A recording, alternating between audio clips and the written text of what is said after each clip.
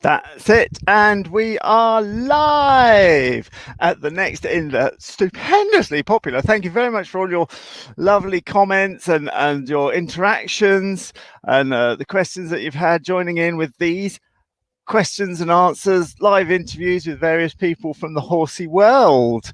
And I am very excited today. I've been excited all morning, as usual, when I have a guest, because I've got someone I've met before. I've done a show with him. He's a 3-star Parelli instructor. Well, no, I'm going to shut up because I keep introducing people wrong. So I'm going to let him introduce himself. Thank you for everybody and your messages about Lumi and do I know Endo the blind horse. Yes, I do. Been following that for a long time now. And back to my story yesterday evening when I was saying that you can never tell. You just can't tell whether how things are going to turn out. And if I'd have thought of it, I'd have mentioned some blind horses that have gone on to be superstars because they are blind. So it just goes to show that you don't know what's around the corner. But thank you. It was an enormous response. Thank you so much. Lumi's still in the hospital. He's out of the intensive care. He's being a stallion. He's not bothered about not being able to see at all. They think he's got a little bit of sight. They managed to get some sort of reaction. And there we go. So he'll be coming home on Thursday when the swelling in his eyes from all the examinations and injections and things has gone down. And then we will see. So thank you very much. That was very touching to show everybody giving their support there.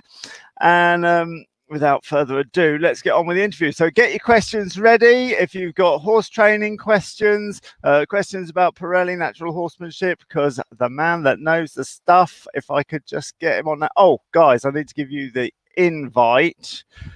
So let me just bob that on now. Okay, I'll just bob over to here. Hello, everybody. Thank you. So to ask Sean a question, please click this link, ... Control V, boom, we should be there.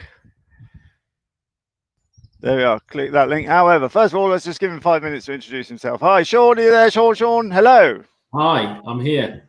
Good morning, how are you? I'm very good, how are you? All right, what's that picture behind you?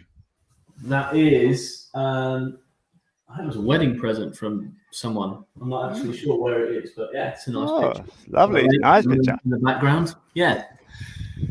Lovely. So I don't know if you, when you were in the waiting room, then could you see me doing my introduction? Good. So is this my introduction? This is your introduce yourself. I know who you are. There's always people who from us. Individual audiences who don't know who either of us are. Sure. So if I'm going to get it wrong if I try to introduce you, so bit of background, introduce yourself to all these lovely people watching. Yeah, okay. So well, I was born on a warm... No, I'm only joking. We won't I've been a professional horse trainer now for 10 years. I was the typical, standard UK horsey kid, did the riding school thing. I was very lucky to be born into a... Whoa, hang on. I'm going to call an issue with you there. Okay. You're not the standard UK horsey kid because you're a boy. How did that come about? This is true. Well, I was lucky enough, like I say, to be born into a very horsey family. My grandfather was big into horses. He was a director of Hickstead for a number of years. Really? Yeah, he was. Yeah, my auntie still is the youngest British lady show jumping champion ever. So we were it was very much a big part of the family. We've got 2 farriers in the family. My uncle was a show jumper. So I kind of had a lot of older guys that were in the horse game. So to me, it wasn't an unnormal hobby, if you like, for a guy to do. But you're right. The majority of people obviously in the horse world are female. So yeah, so for me, it was, my initial plan, I always knew I wanted to do something with horses. I was going to be a farrier. My uncle's a farrier, my cousin's a farrier. It seemed like the natural sort of thing to do. We used to go out shoeing from maybe 12 years old. I was out kind of starting to learn the trade a little bit. But then I was fortunate enough to meet a guy named James Roberts, who at the time was a Parelli instructor and also a farrier. And he said to me quite simply one day, he said, look, would you rather spend your whole day under horses or on horses? And Very wise. good point. Yeah. Yeah. So he said, well, when you leave school and you finish everything, come work for me. Oh, what a good man. Yeah, so I did, and that was kind of my real introduction into the professional horse game, if you like. And he was a very, very good colt starter. You know, he built his business. Unfortunately, he passed away not so long ago, but he built his business to where they were having 300 or 400 horses there, started every year. You know, he had a really good team of people around him. Probably the biggest starting operation in this country for sure. So I was lucky to kind of be at the start of that when it was all being built. So. Yeah. What year are we in now? That was 2007, I think, that I started with James. Yeah, 2007. So I was very lucky to sort of be in the right place at the right time in that regard. But he really gave me my sort of leg up as far as trying to figure out what horsemanship was really about. Isn't it amazing how life goes? If he hadn't had that conversation with you, absolutely. What would have happened? We don't know. You can't tell. You just can't tell. And I look back. My uncle was very much the person I sort of looked up to in the horse game, and he was the one that said to me, "If you want to learn about horses, you really need to talk to this guy, James."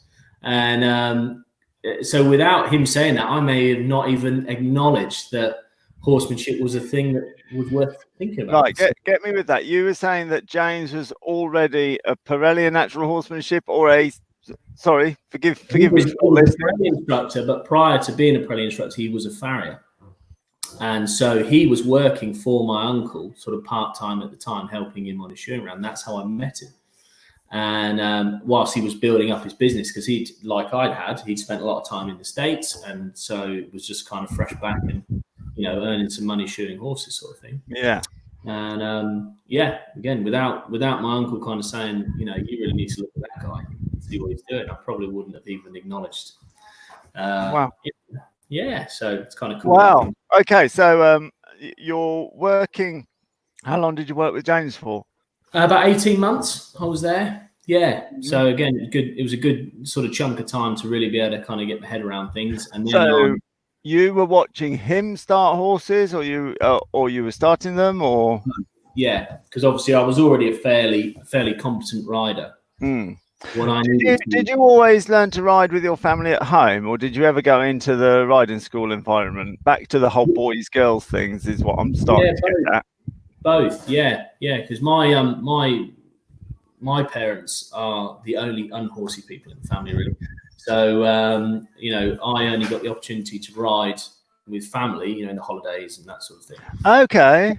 So I did the riding school thing, as a young kid from like 8 or 9, So what do you think the future is for the British leisure riding industry, which is clearly girly orientated? I've seen a lot of posts on a lot of pages about how do we get boys interested? What can we do? What's your take on it? It's a good one. I mean, I think what I find is the boys that tend to get into horsemanship or into horses stay in horses, and tend to, I think a higher proportion of boys that are involved in horses tend to go on and do something professional with horses. And that might just be because there's less of them. But it seems like the guys that are interested are kind of in it for the whole hog. Whereas a lot of the time, a lot of people, like I remember Pat saying to us, he said, most people get out of horses within the first 5 years because of what he called the 5 Fs. So he'd say fear, feeling like a failure, lack of fun, lack of funds, and or what was the other one he used to say? Lack of fun and or lack of funds. And something else, but I'll think of it in a minute. But and I think that's a big part of it. And I think so. Why do a lot of kids get out of horses? I think it's fear, frustration, feeling like a failure, lack of fun, and or lack of funds. And so I think a lot of it's to do with those. I think a lot of kids go to riding schools, get a bit confident, get a little bit competent, then lose their confidence very quickly. either because the situations they get put in or the horses they get put on. Okay, interesting. You know, So you're a young boy. You're not succumbing to these Fs. You've learned how to ride. You've gone to James's, and you've been there 18 months. Why did you leave? Why did I leave? Oh, I needed to get some money behind me because I was my Lack next of funds. Yeah, lack of funds, exactly. So I needed to, because I mean, you know, the standard working student situation, you basically get enough food to feed yourself, and if you're lucky, maybe a horse. You know, Yeah. that you are there to, you know, you basically learn to work 16 hours a day to save from working 8, and you know, that's the standard thing. So, but my next big step was to go to America, and I had to do a professional course to do that and qualify for that, and so I moved home, which was sort of towards Buckinghamshire. This is to the Parelli place, which is in Florida, is it? So they have 2 places. One's in Florida and one is in Colorado. So yeah, I don't know where Colorado is. Yeah, so right in the Rockies, basically. Oh, right, yeah. 9,000 feet, beautiful ranch. So did you go straight to Parelli's? You already knew what Parelli was from your uncle. Yeah, so well, I took a bit of time over it actually, and I trained some horses for myself for a while, and that was kind of, James said, you know, you need to get out there. He said the biggest thing people do is the biggest mistake they make is they start trying to become an overnight success. He said what you want to do, he said, you've got enough skills now to help a certain proportion of people out there. He said, but the best thing you could do is not charge very much. He said, because then the expectation is lower, the pressure on you is lower, and the worst thing you've got to do is give them all their money back if it goes wrong. So for a time there, I spent about a year or 2 just, if I thought I could help that person, or I thought that horse was within my capabilities as far as starting it or whatever was the problems solving, I would take it for a small sum of money. And it not only did it grow my experience level, it also allowed me to dip my toe into what it was going to be like to run a proper horse business. You know, of course, so yeah. I'm just going to inject one of my sayings. I've got a load of sayings. I want to ask you about your tagline, actually. I'll just say about my saying, since as you brought it up, and I said this the other day, and it applies to starting a horse business, starting any business, and indeed achieving something on a horse. Most people overestimate what they can do in a year. Then when they don't do it, they get frustrated, and they underestimate what they could do in a decade. I've recently passed my 10-year mark from when I was a tractor driver in Somerset. It was only a few months ago. And this is what I've done in a decade. If you'd have looked at the yearly increments, it was nothing and you'd have got frustrated. That's the same with horses as well. If you take the long term, you don't think I'll be doing badminton by this time next year, but this time in a decade, you will be. Sorry, I interrupted. Carry on. No, you're absolutely right. And, you know, I think, you know, everybody, there's a lot of people in this game. I think it comes back to, you know, why do people get out of it? Why does, you know, regardless whether they're boys or girls, whatever, I think in the professional game, I think people think they're going to spend some time, either do a course or get a qualification or spend some time with a professional, and then they're going to be a success. And it just doesn't work like that. You know, I think then you begin. That's it, and then you figure out how it's going to work. And you're absolutely right. You know, it's you've got to look at it and go, are you in this to? I guess it's what you're in it for. If you're in it to be better and to learn, and because you love horses and you love people and you want to share, you're passionate about sharing. You know, then you set yourself goals, of course, but you know, fundamentally you've committed to what you're putting your time into, and then I think it works. But if your goal is to kind of, I'm going to earn this much money by next year, or I'm going to do that, just And then what happened? So you went and studied with Parelli for how long? You did a course with Parelli, yes? Yeah, well, I did again. I wasn't very good at the saving money thing, and so I ended up about 2 or 3 years down the line. Well, 2 years down the line, with a smashing set of cowboy boots. All the cowboy boots had no money. That's it. I had a great big belt buckle on, the hat. You know, I looked like the real deal, even if I wasn't the real deal. And no money for a flight. So I called the UK office and basically just said, look, you know, this is where I'm at. They knew me a little bit through some of the instructors and stuff. And I said, look, I'm really good at farm maintenance and that kind of stuff. I can fix things, I can build things, all that sort of stuff, So if I come work for you for free, will you give me a course? And they said yes. And I thought, oh, great. So I went and I worked for them this was in Stoneleigh in the UK. I worked for them for like 3 months there, did a course here. And that qualified me. I got higher, scoring enough that I was actually given a full scholarship to go to the States. So I didn't pay anything. I was very, very fortunate in that regard that Pat and Linda actually scholarship me to go there. So and then super. over that sort of, we spent 6 months straight away on a student visa, and then we spent 3 months every year for quite a few years. Oh no, we did another 6 months. What year are we in now? 2011, I think we went to Colorado for the first time. And they give out some scholarships to promising people, do they? Essentially, yeah. And obviously, Pat would always say, you got to have talent, skills, try, and luck. To do well. Luck is spelled W-O-R-K. Yeah. Talent you've got to do it anyway. There's a great phrase. It's better to have done all the preparation for an opportunity which doesn't come than for an opportunity to come and you're not prepared for it.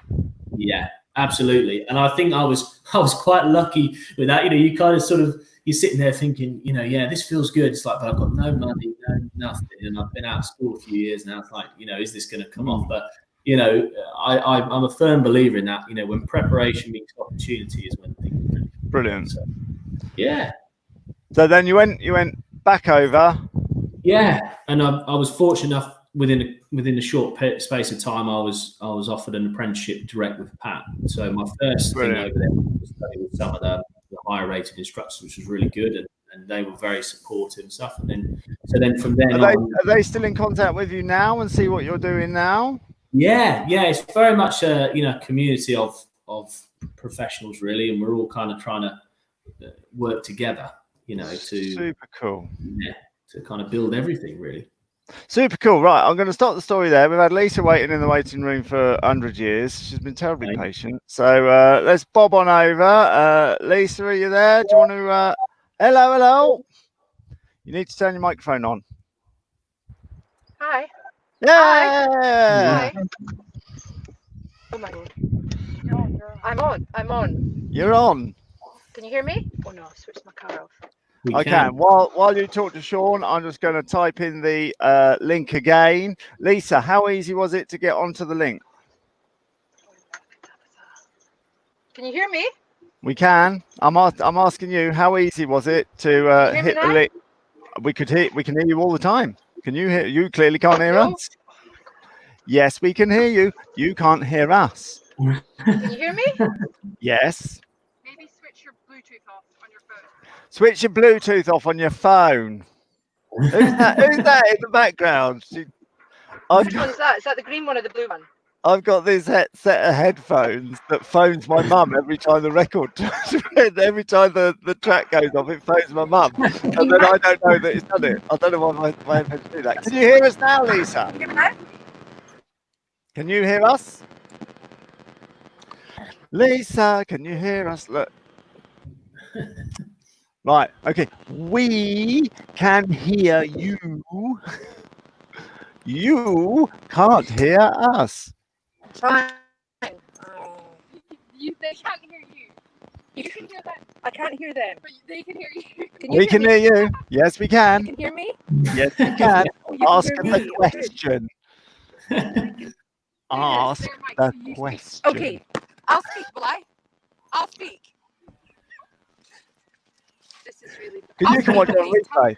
Okay. My issue is that I got a horse about 2 years ago who had only hunted, so he didn't have any manners or any training. And I've worked with him for the last couple of years, doing groundwork and lots of lessons and dressage, and he's really good and he's quite calm. However, I started taking him out because that's what I want to do. I want to go cross country with him. but he can't regulate his his excitement, his adrenaline. When I get outside, Yeah. he becomes this wild animal again. Yeah. And then I'm kind of scared to get on him. Sure.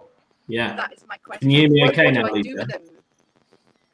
But I can't Can you hear me hear now? you. So Tabitha, Okay. sorry, technical support.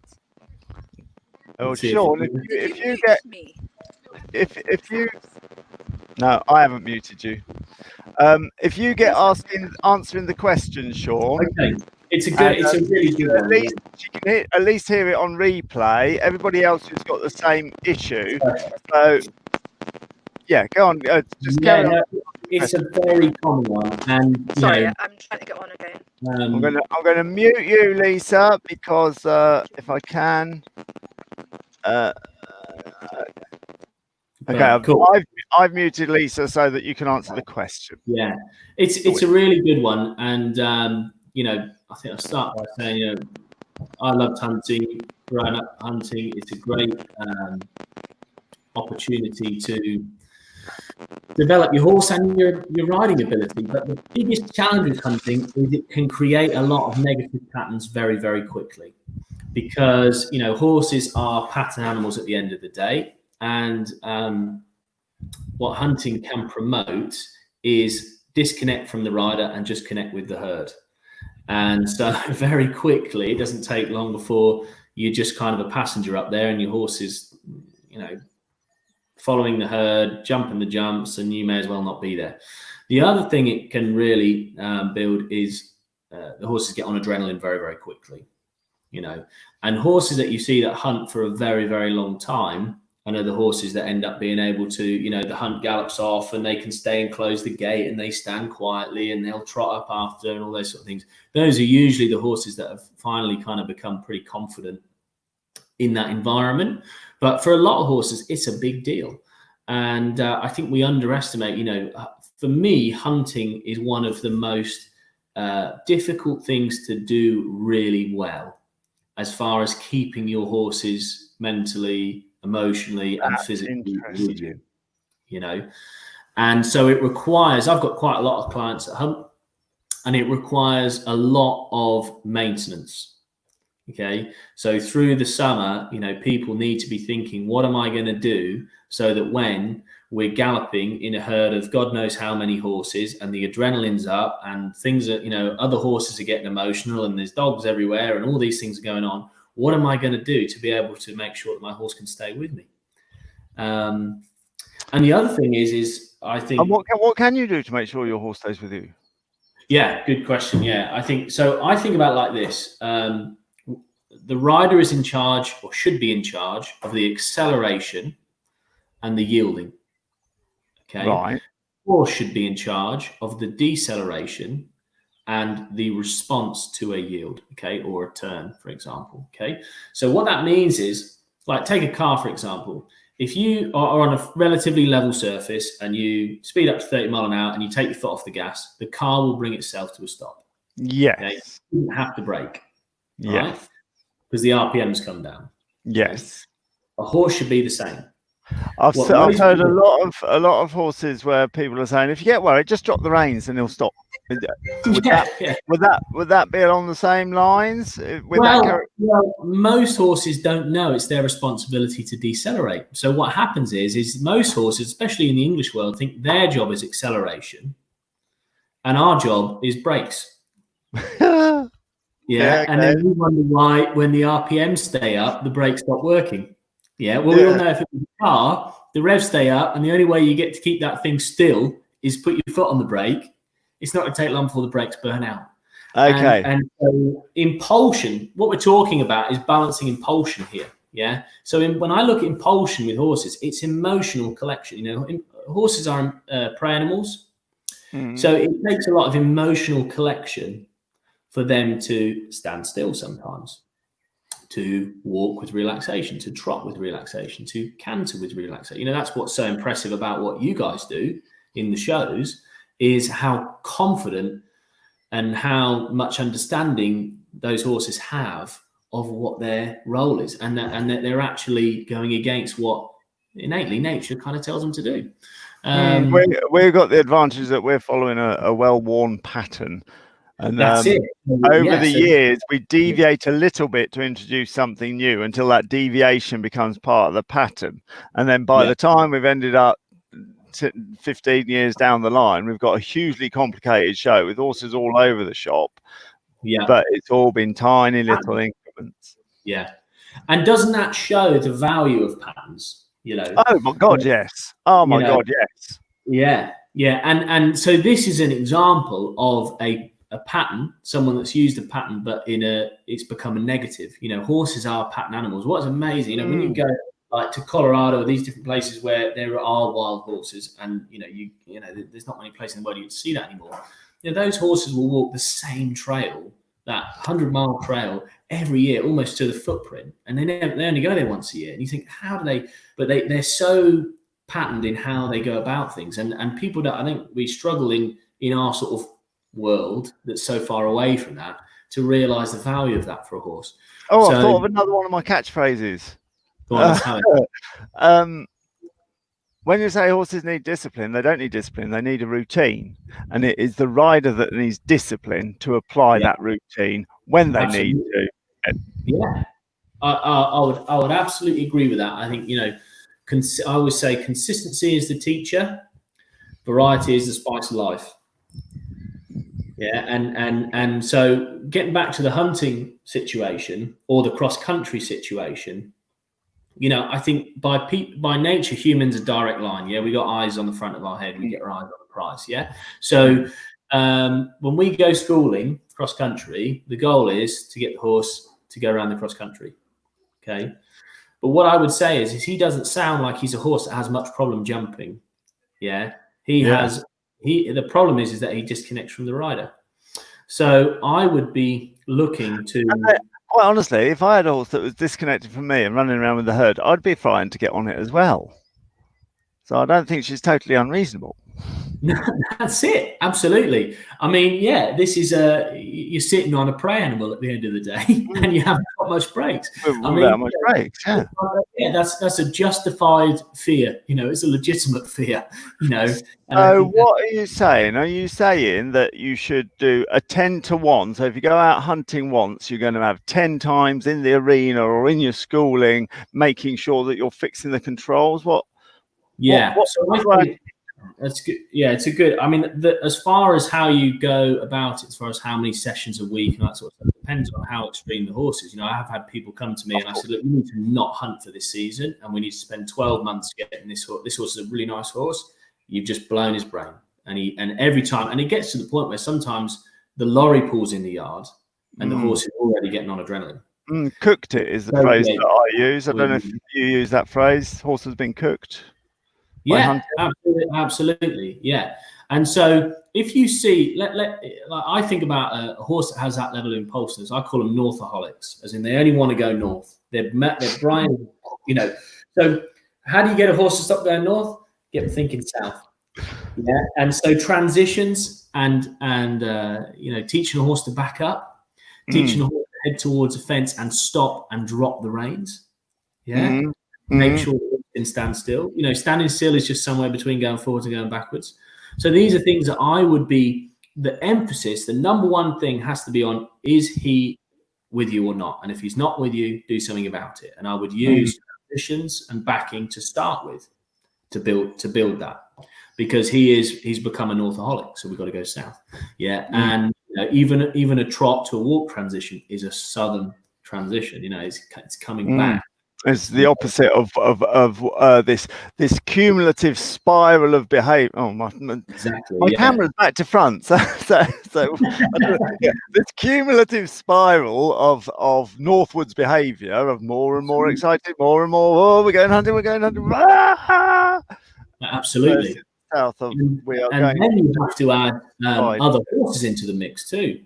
Because once the horse has something that he wants to go to, that changes. That all that does is incentivizes. You know, horses are motivated by safety, comfort first and foremost, and then the last thing is play.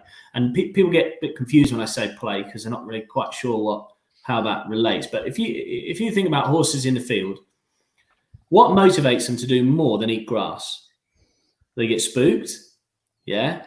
It starts raining. They need water. Okay. So those are all things so that's safety and comfort, right? Or their friend starts playing with them. And they start playing who can bite whose knees first, who can jump the highest. That's social influence. So to play to horse is not let's play a game. It's let's socially influence each other and see who can do all those things. Yeah.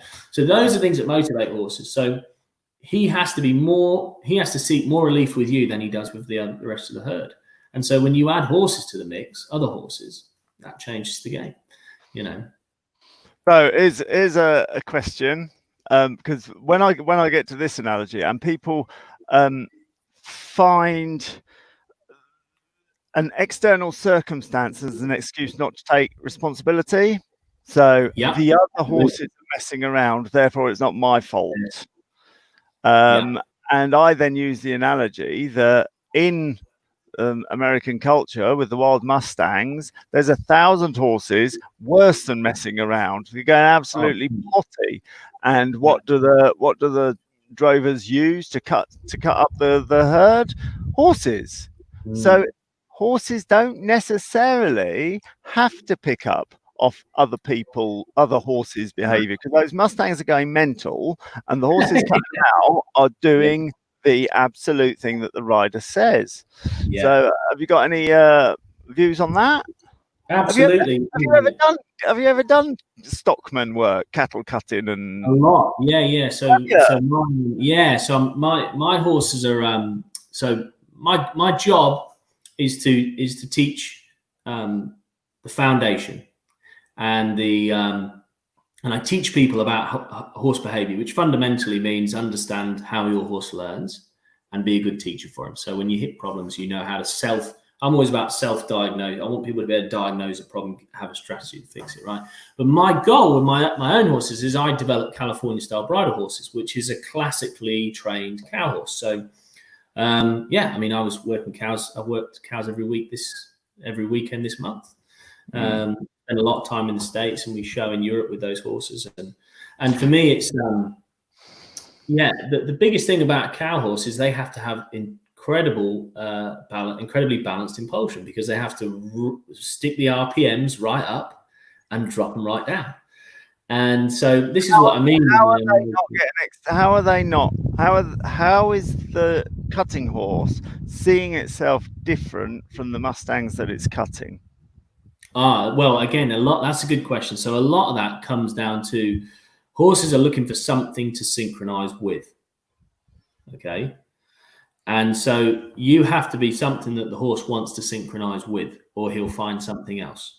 So that's the first thing. The second thing is he has an opportunity to be socially dominant, socially influence the situation. Oh, clever. And you're just using that natural Absolutely. desire. So when you have a cow horse, all a cow horse is not bred. He's like a border collie. He's not bred to know how to work stock or work horses. He is bred with a propensity to be able to do it very well.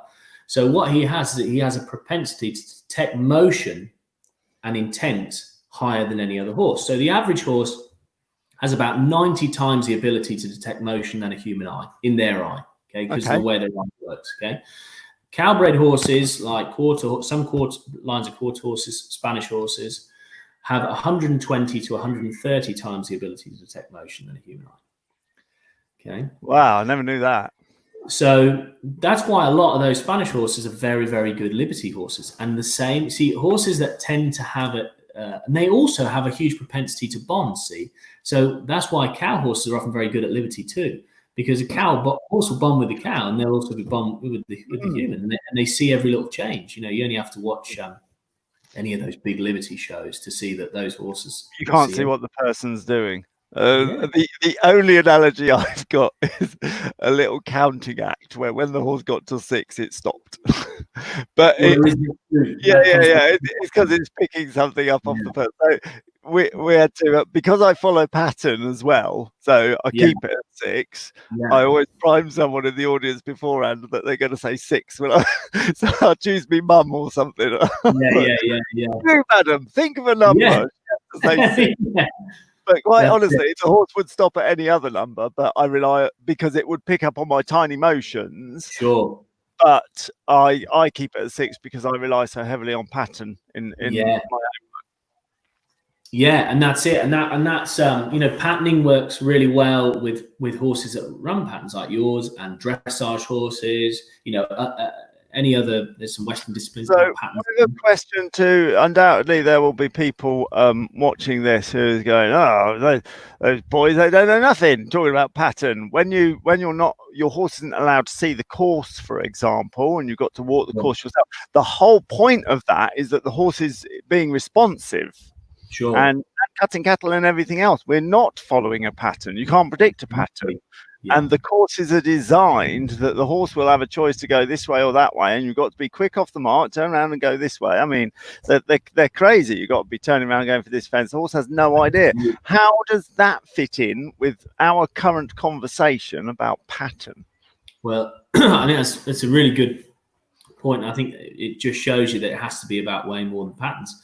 And patterns are not just... See, a horse can connect to one of 4 things, in my mind, okay?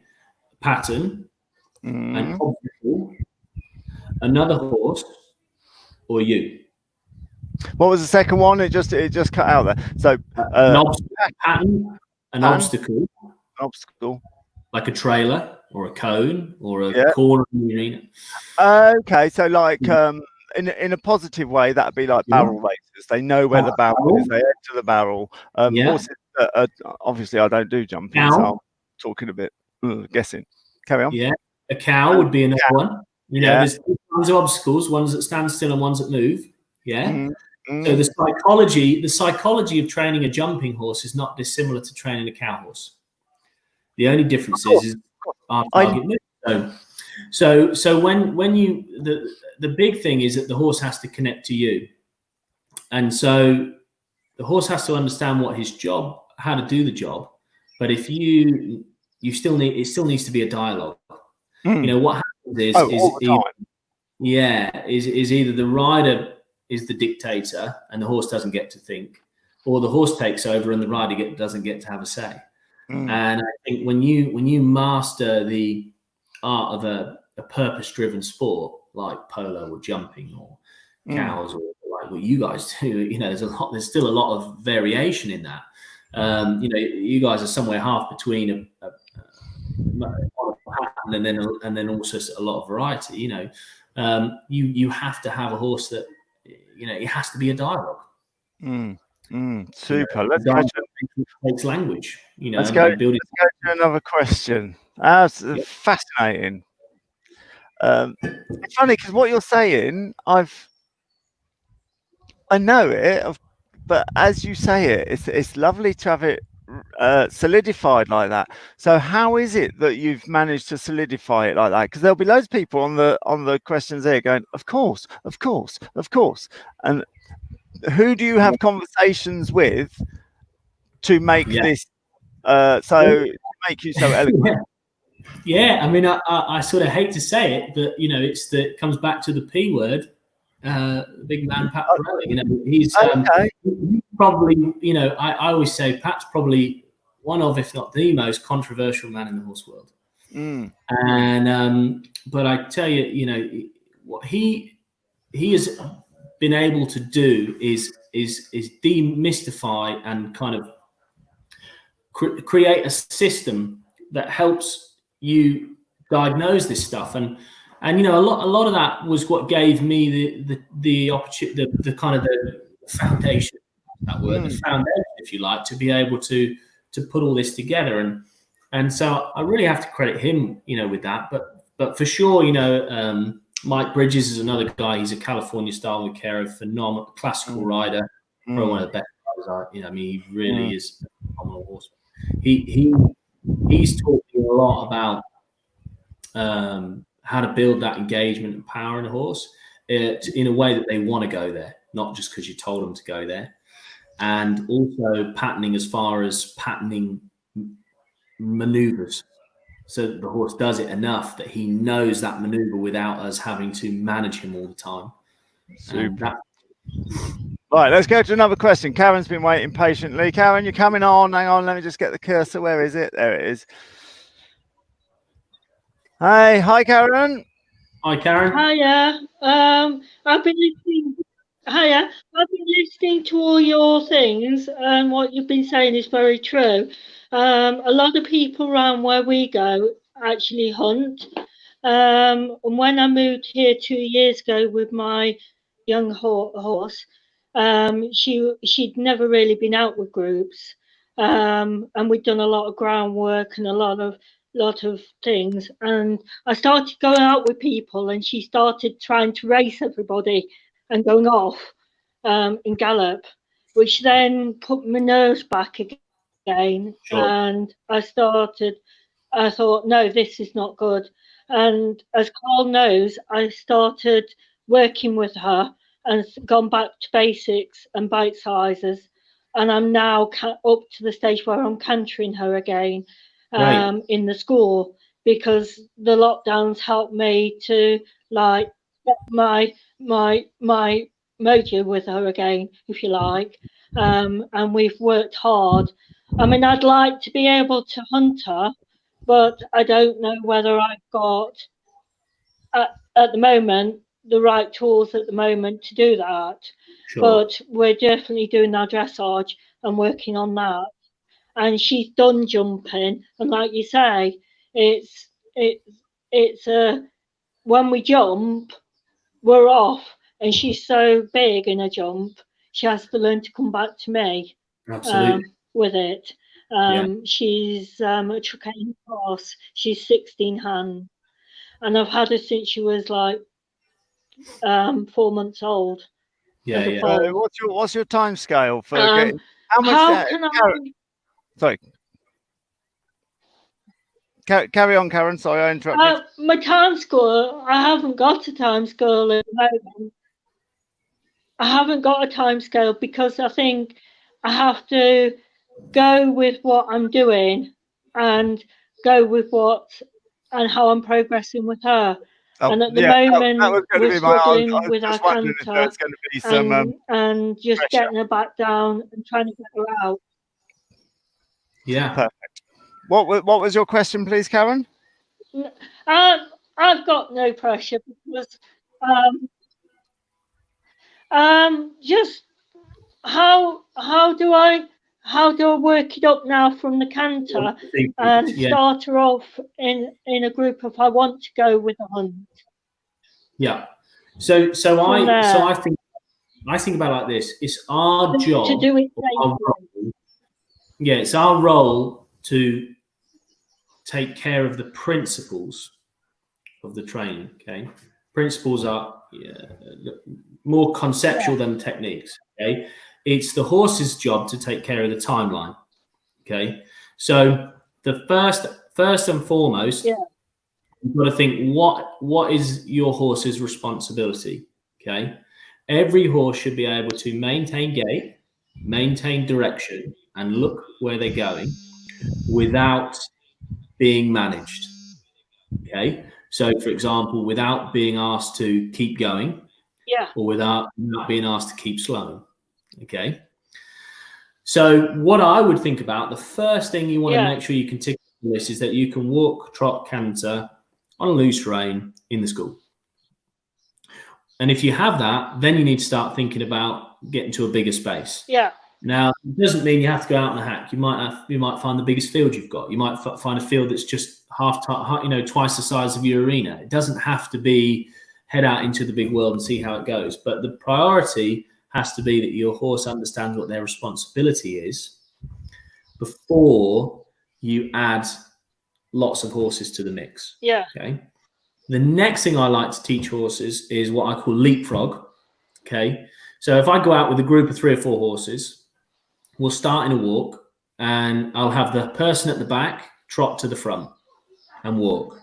Then the new person at the back trots to the front and walks, and so on and so on and so on. And what that does is not only does it help horses to learn how to go into every single place in that ride, but it also helps horses get confident or not overreact when other horses pass them. And you have to commit to doing that until all the horses make a change. So you might have to get a group of you and go, right, we're going to do it for a couple of hours. We're going to go in that field and we're going to do it until all our horses can trot, and have horses trot past them and lead and go in the middle and go at the back, and use the power of a pattern to build relaxation. Yeah. And then, of course, when he gets good enough, then you do it at the canter. So the whole ride trots, the horses canter past. And it doesn't take long before they just go, oh, we're just leapfrogging.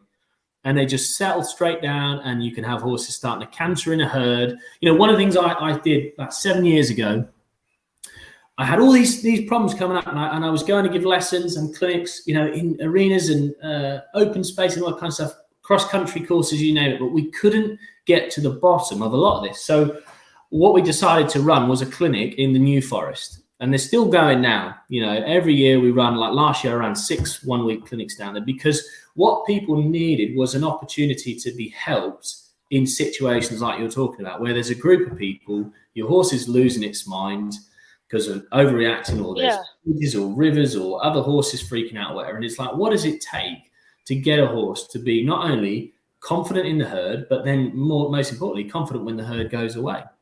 And so those are the things that we start when we do those clinics. But that was a big reason why we started those clinics, was to give people an opportunity to have coaching in that environment, you know, when the poop's hitting the fan, for want of a better phrase. Yeah, because that it matters. And the big thing is, last year I went out with the hunt just on the beginners, like hacking. Last year, just the walk and trot for the first time. But because they're not running at the moment, we can't do that. Sure. But I'm hoping to go out again, because I enjoyed the hack. Yeah, and you know, that's and a good it was point. Really good.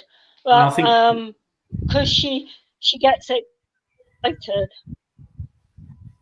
Yeah, and I think, you know, that's another thing that's worth mentioning. It's hard to. You and me, you have to ride with people that are supportive of what you're trying to achieve, and you have to have people that are willing to help you with your horse, and vice versa. So sometimes, sometimes hunting is that's already the purpose. You're already out there. The purpose is going to take care of the principle.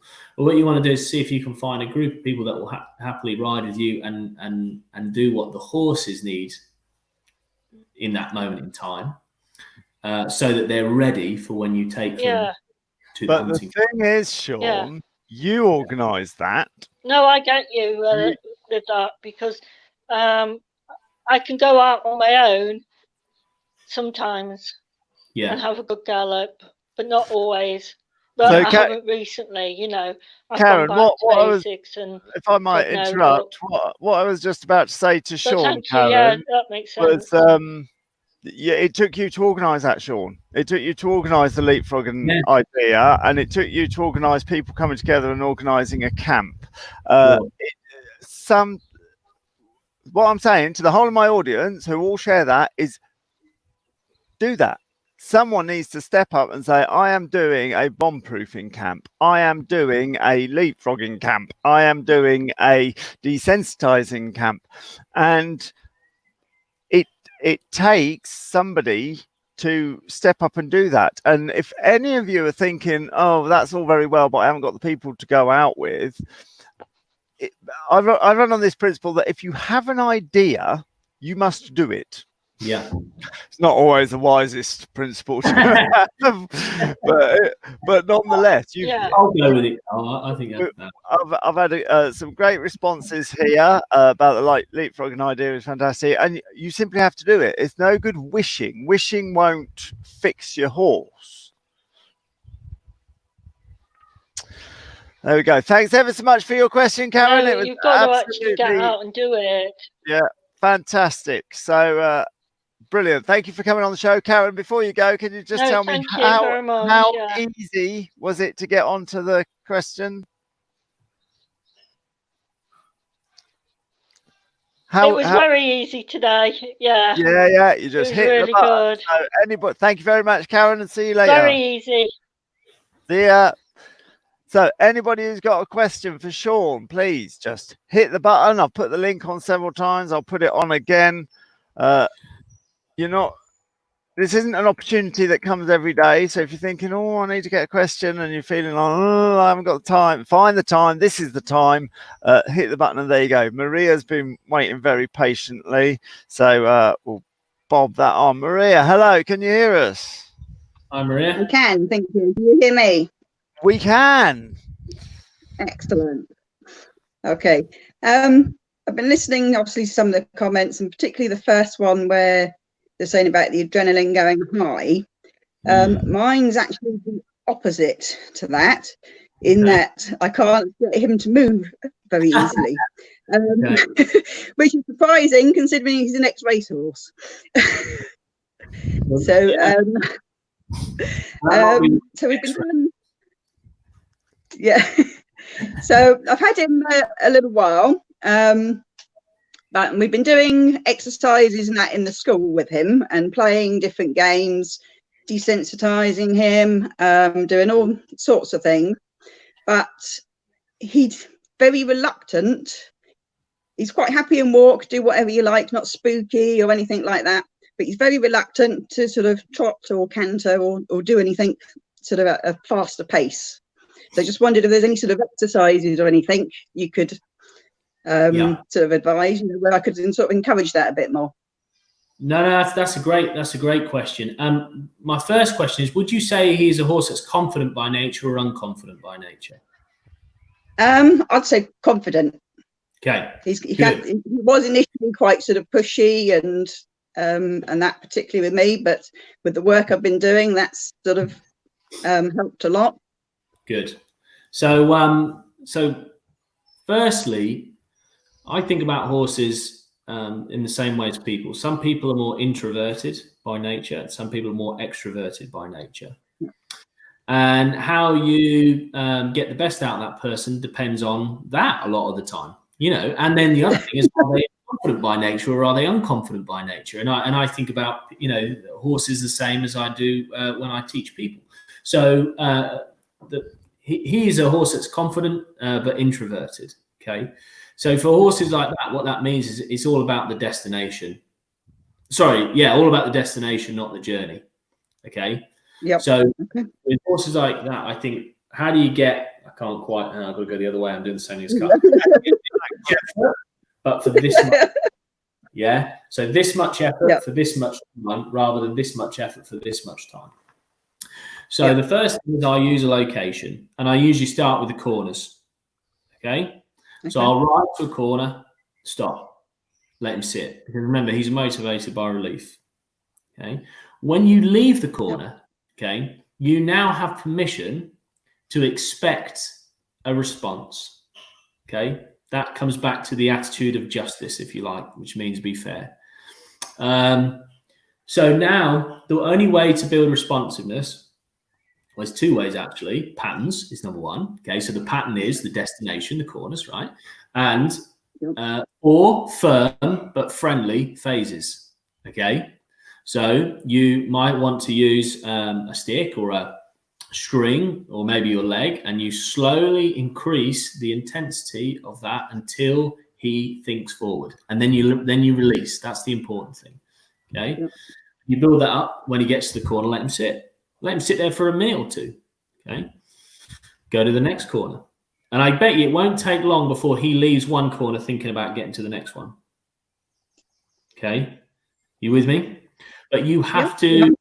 The key is you have to. You must make sure that you insist on a response. That's the first thing. You must ensure that you insist on a response. Then, when he gives you a response, you reward him by showing him the corner. Yeah. And then, of course, once you've got that, so now let's say, for example, you've done that for 5 days, and you have a horse that will trot from one corner to the next. Okay. Now you miss a corner. So you say, so I think about this. Let's say one corner is the ice cream shop, and the next corner is the sweet shop, and then the other one's the bakery down on the corner, right? So sometimes the ice cream parlour's closed, so you go to the sweet shop. Yeah. And then, oh, look, the bakery's not open today, so now we're going to go and see if the ice cream van's parked on the corner. Yeah. And then sometimes the bakery and the sweet shop's closed, so you got to go all the way down there to get your treat. Does that make sense? So this is what we talk about.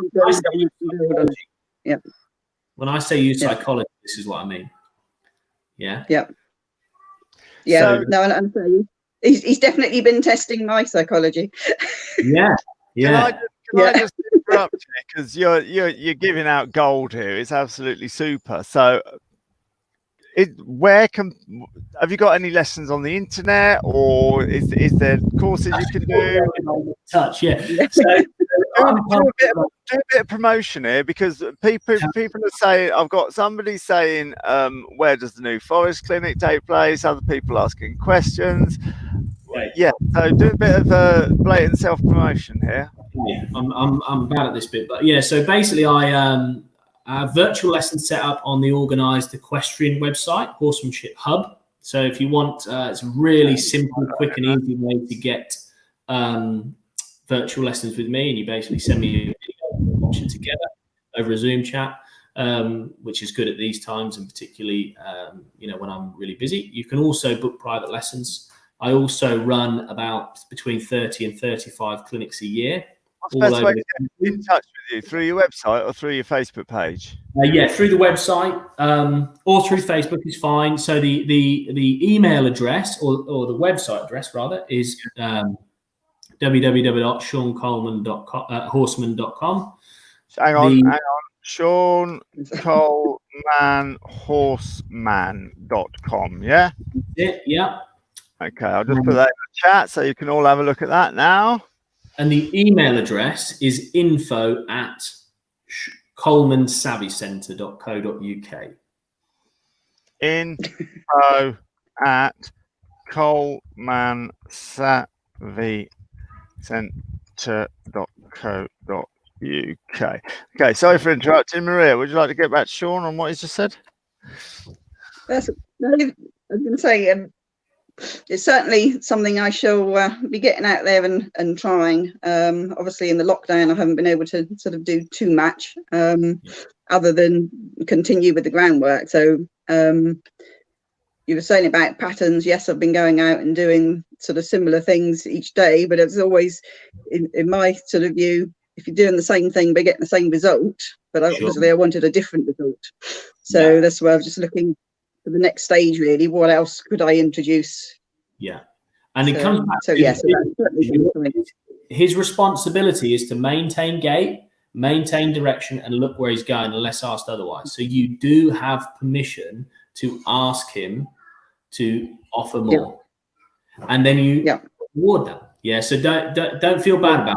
It's okay to say, come on, you got to throw me a bone here. and then seeking relief, then he'll start looking for an answer. Yeah. Good. No, that was excellent. Thank you. Brilliant. Thank you very much, Maria. How easy was it to ask the question? Well, very easy. Yeah, it went straight through. Thanks ever so much. See you later. Okay, let's keep this going. Now, Mandy's having problems. She's with a connection, but we'll just try. Are we doing it? Your guest will need to connect their microphone camera before you can add them to the stream. So, Mandy, there you are. That's what you've got to do, apparently. So it says. So we'll go straight over to Sarah. Is it Sarah or Sarah? Sarah. It's Sarah. Yeah. Lovely. Hi guys. Hello again. We've spoken about my lovely Cobb Ranger before, and but we talked about, I hope you don't mind me going over old ground, but we talked about it from a rider perspective and what I could do to help him with his little bursts of excitement that he gets. Now, this is a 14-2 Cobb. I've had him for about 5 years. I've always been very interested in the sort of the natural horsemanship side of things. And I now work with a trainer called Amelia Poole, who I think is actually watching at the moment, and she's sort of developed her own natural horsemanship techniques, and she works a lot with me, but it's predominantly in the school. And where he has his moments of excitement and sheer exuberance tend to be when we're out in the open, if we are about to have a little canter or something, or at a country course, and he sort of does his bucking bronco routine, and he literally switches. It's like Jekyll and Hyde. He switches from dobbing the mule, where you've got to kick just to get him to move forwards and walk, and then yeehaw, we're off. There's a 7-foot hedge. I want to jump it. He used to hunt. That's why I sort of get that. I've learned to, and Amelia's helped me deal with how to respond to that and how to anticipate it and how to stop it happening, and that's going well. But I'm trying to understand from the horse's perspective, other than his excitement about what we might be doing, cross country or whatever. I'm trying to understand with him so that I can make it a more fun experience for him, because it gets very stressful for me. I get incredibly anxious. You end up not doing what we've gone to do because I'm too scared that he's going to have me off, as he has done a few times. And I think it's out of nastiness. I think it's just excitement. Tips from the Parelli side of things. He sounds like what we would he's a confident, more extroverted horse, and those horses get overstimulated very quickly. What we're talking about is a horse that's become overstimulated. It's like a kid at a kid's party, and it's like you can feel it starting to bubble, and then boom, that's what happens. Think about it like this: that's all energy that he's not putting, that he's not putting into the partnership or the task. Okay. Yeah.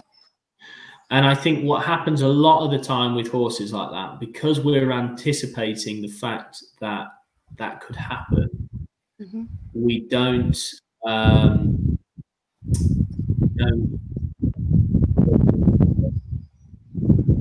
Okay, and quick doesn't necessarily mean you've got to be cantering, and his brain is going faster than his feet are in that moment in time. Okay.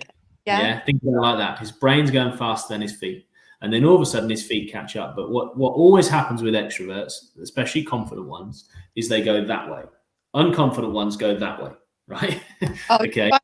Bolting opposed to bolting versus jumping in the air, bucking. Call it dumping. So you need to speed up, unfortunately, which is difficult sometimes when you feel anxious. Okay. And I don't mean that you need to just get on him and start cantering around a cross-country course. That's not what you need to do.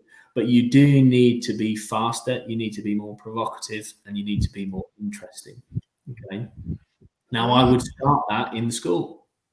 Okay. Go, stop, turn, back up, jump the jump, stop, turn around and jump the jump again. Yeah. And now relax. Yeah.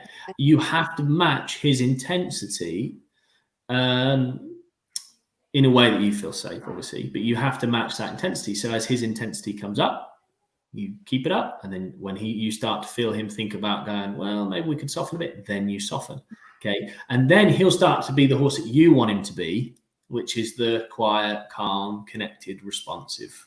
Well, no, you say that because 5 years ago when I got him, the horse I wanted him to be was yeehaw, let's go, let's jump every head. and we did that 8 times. And he said, I can do that. So, we were perfectly matched from that perspective. And then I broke my leg, and then I didn't ride for I guess it was about 8-9 months maybe. And then when I got back on, I was understandably cautious, worried about falling, worried about banging my knee, whatever it was. I was just worried, and that's when I started working with Amelia, because I felt I needed the confidence to get back on my horse and start doing the things I want to do. And then now I do feel confident. Tried to throw myself back to things that I was doing before, and I think we're not matched anymore. I think I'm the one that's holding back, perhaps, like you say, a little bit more cautious, and he's still yeehaw, let's go. So that I get that now. Maybe there is a bit of a mismatch. And I've got a question for you then. What would be the ideal? Would the ideal be that the horse is changed in some way to become the horse to match you now, In other words, the horse comes through training or selling the horse and buying a different horse or something. Do you want to change the horse to match your quieter nature, or do you want to change yourself so that you can enjoy the horse's exuberant ways? Because there's two solutions. Which one do you want? Yeah. Carl, I don't know. I'm stuck. I think I want to be the rider I was before. Until I get there, I want my horse to be slow. So yeah. You have to ride other horses then. So here's that's a good. So I think about like this. Let's say this represents your comfort zone. Yeah. Okay. So I don't know, brushing your teeth, getting out of bed in the morning. Some people driving the car. Some people that might be walking your horse, trotting your horse, cantering your horse. For some people, that's very individual. Let's say this is your comfort zone. Okay. And then there's a circle out. Oh, I'm going the wrong way again. There's a circle out here. We'll call that the cliff. Okay. Yeah. And that's the cliff you go off when you've gone way too far. Okay. Everything between your comfort zone and the cliff is the learning zone. Okay. And I think one of the things that horse people have to fall in love with is the feeling of discomfort. Okay. Yeah. There's going to be an element of you're going to have to get out your comfort zone in order to grow. Okay. Yeah. But that doesn't mean you have to throw yourself off the cliff. Yeah. And what great instructors do, and it sounds like you've got one, so that's good. But what great instructors do is they do not keep you in your comfort zone. Okay. What great students do is let the instructor know when they're near the cliff. Okay. And then what amazing instructors do is know where the cliff is and decide whether they are at the cliff and therefore it's okay to retreat, or whether they're actually 30 feet back and they're way more capable than they think they are.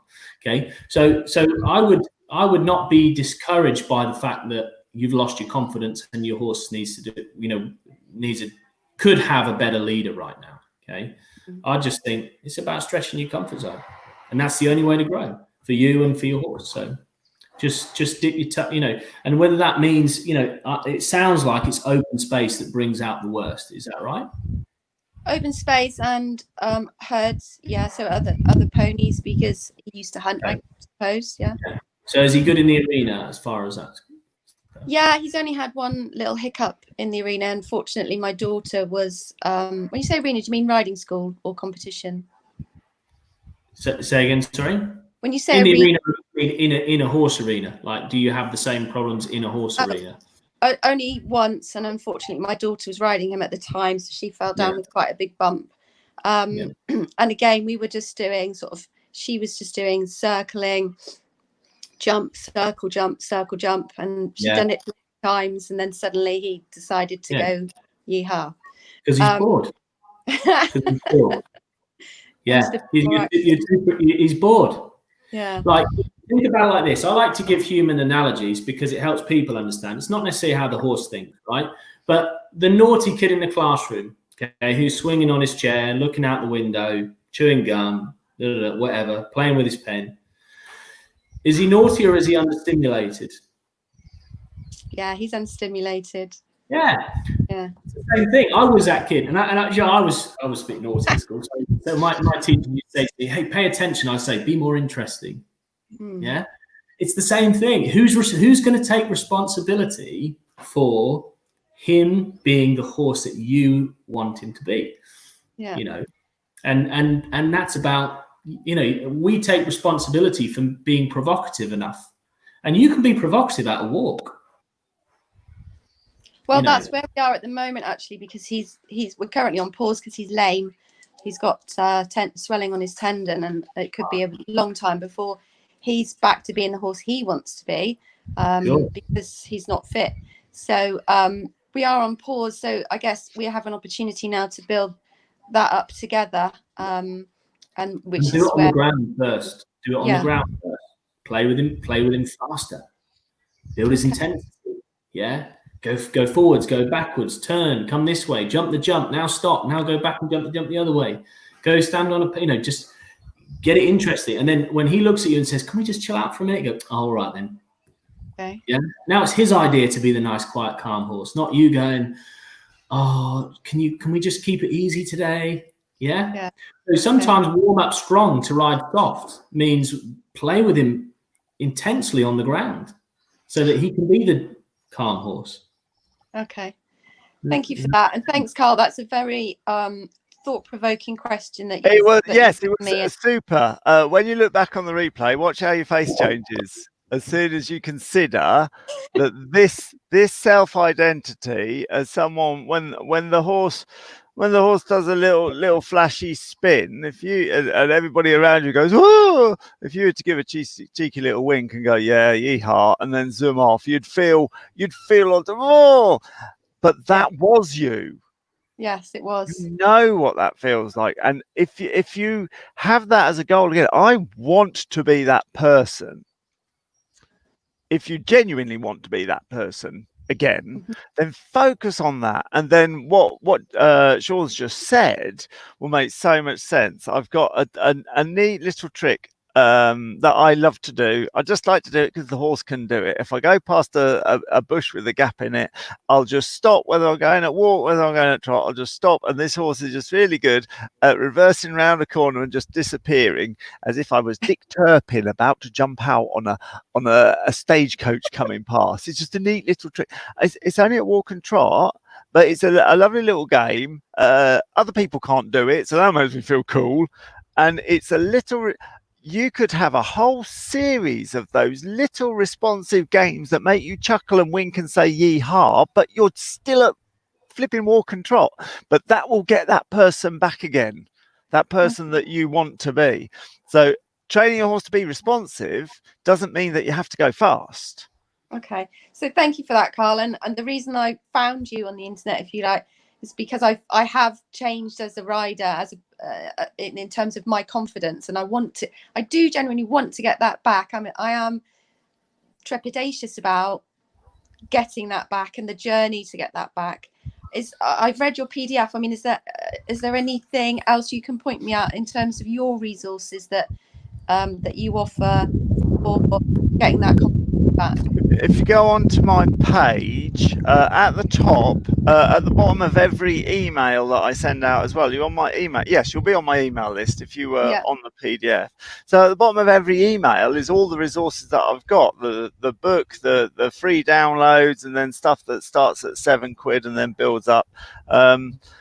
All the way up to a 3-month online course dealing with a whole course on self-assertiveness, a whole course on hypnotherapy, a whole course on NLP, a whole course on rider confidence, a whole course on your relationship with money and time and all those other things that stopped you from getting on your horse. And that's a 3-month long study at home. So anywhere between the free one that you've got, I've got it covered. All the videos, there's hundreds of hours of free videos on my Facebook page. Sean, what have you got? You must have something similar that we can dive into. As far as resources, I'm a little bit I don't know, I don't have a great deal of information out kind of ready to go, but my Facebook page is often, we put things on there as far as different things and ideas about different horses, or some videos with different situations, techniques that come up, or how we deal with stuff like that. And is that on your Sean Coleman business page, or Sean Coleman the person? On the business page, on the business page. Sean Coleman Horseman, yeah. So in response to your question, Sarah, all those links at the bottom of every email in the PS, if you're looking for a hypnosis, just click them all and you'll just see, and each one comes with a little like video as to what it is in there. And if it suits you, the hypnosis has helped a lot of people. Okay, thanks guys, really helpful, really interesting chat. Thank you very much. Cheers. See you later. Bye. Okay, lovely. So that's it. We've been an hour and a bit. I'll let you get on with your day now. So thank you so much, Sean. It's been absolutely fascinating. I've been writing down your catchphrases. Oh, while I'm talking about not catchphrases, the things you said, which are great.